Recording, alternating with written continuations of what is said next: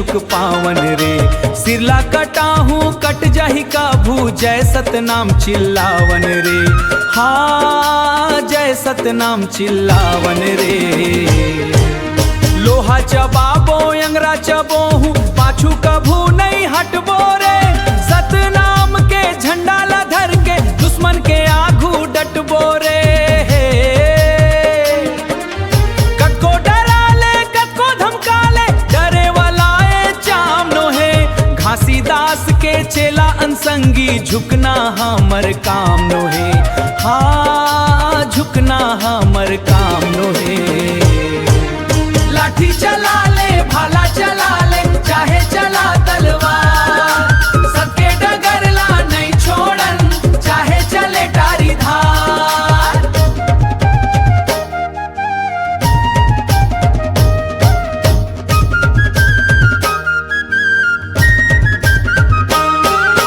रकत बहिए चाहे प्राण छूट जाए, सत के मारगला नहीं छोड़न।